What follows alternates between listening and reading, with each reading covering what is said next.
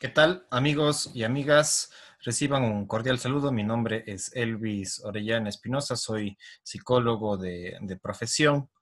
El día de hoy he preparado una videoconferencia corta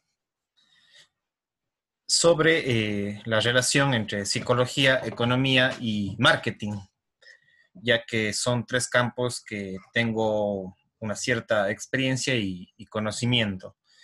Em, bueno, digamos que para los que no conocen sobre el campo de la psicología, eh, viene de dos, digamos, etimológicamente, viene de dos componentes, que es psique y logos. Psique significa alma, soplo o aliento, ¿sí? Inclusive psique está determinada dentro de la mitología griega, que es una diosa de la mitología griega y cuenta toda una historia respecto a el alma, digamos así, dentro de esta componente. Entonces, de este componente, perdón. Entonces, psicología está conformada por psique, pero también por logos. Entonces, logos es una palabra que tiene que ver con el estudio, el tratado o la palabra meditada.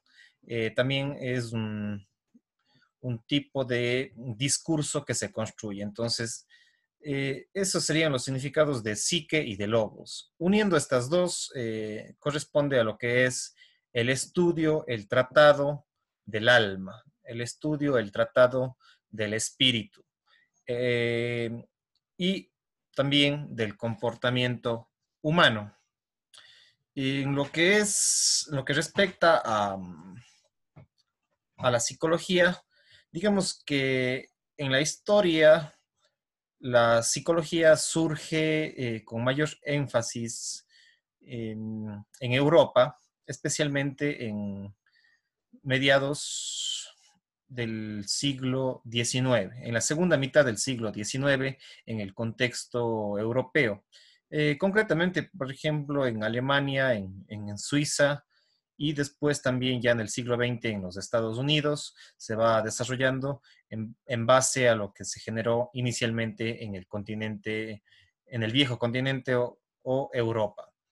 Algunas de las principales corrientes de la psicología, porque dentro de la psicología no es que es una sola, sino que hay diferentes corrientes teóricas o escuelas psicológicas, donde que prácticamente todos los psicólogos cuando nos formamos en las academias y en las universidades tienen estas diferentes corrientes. Entonces, la psicología no es una sola, sino tiene diferentes corrientes ya que analizan diferentes componentes dentro de la psicología. Y algunas de ellas son, por ejemplo, el conductismo, ¿sí? Otro sería el psicoanálisis, formado principalmente o creado por su promotor, que es Sigmund Freud. La corriente también humanista, que surge a mediados del siglo XX en los Estados Unidos. Otra corriente es también la parte o la versión cognitiva constructivista, que también surge en Europa y después también se desarrolla en los Estados Unidos, especialmente desde el siglo XX, más o menos en la década de los 20, valga la redundancia, del siglo XX. Después también está la psicología transpersonal, que surge en los 60s y 70s, con una visión un poco más de influencia por las corrientes de las filosofías como el budismo, el taoísmo y el hinduismo. Entonces, la psicología transpersonal tiene una connotación bastante espiritual, ¿sí? Eh, y finalmente, una concepción sistémica que uno de los principales promotores o que dio paso a la psicología sistémica en los años 20 del siglo XX también, pero que se consolida ya en la segunda mitad del siglo XX, después de la Segunda Guerra Mundial, es la perspectiva relacional o sistémica. Entonces, estas son las principales corrientes o escuelas psicológicas dentro de lo que es esta rama o este campo científico, pero también filosófico. Eh, Ahora, por otro lado, tenemos lo que es la economía.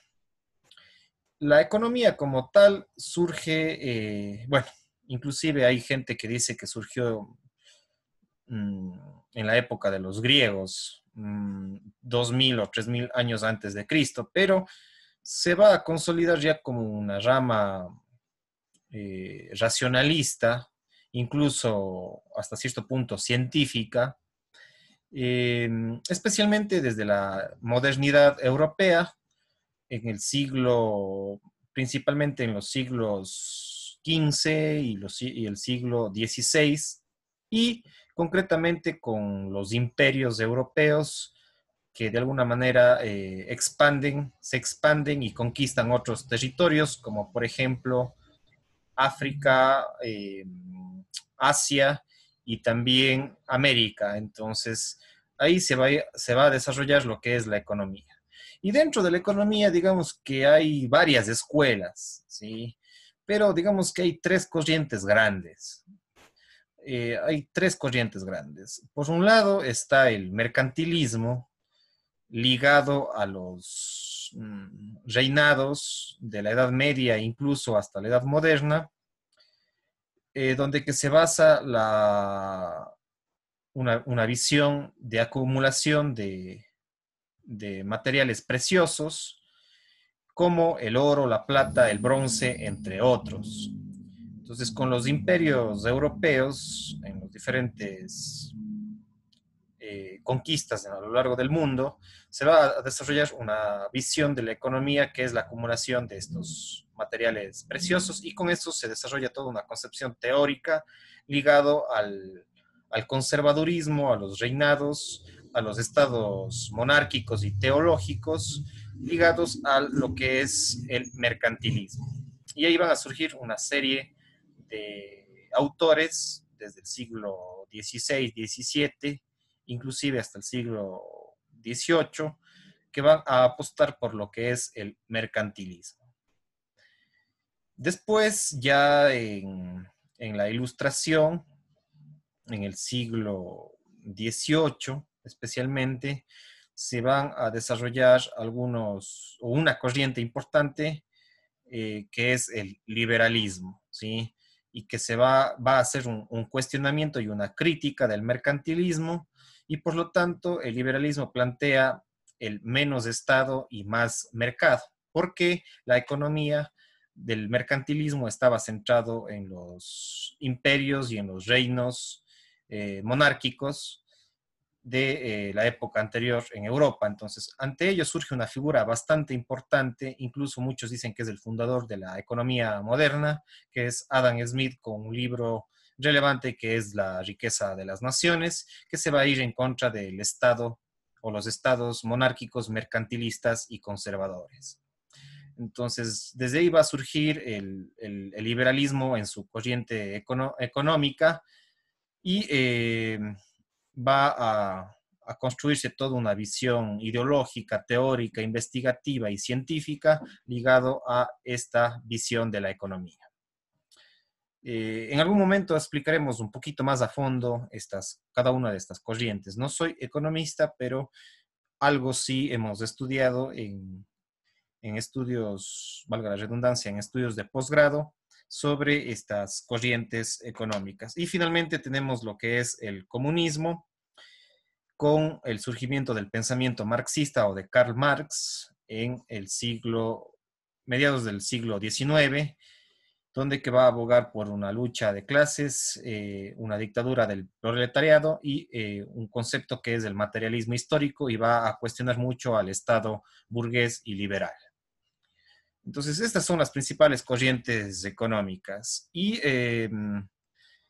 también otro de las concepciones o conceptos básicos es el marketing, que sería en español el mercadeo, que es un arte y una ciencia que estudia y gestiona a los diversos actores involucrados o vinculados con el comercio de productos o servicios.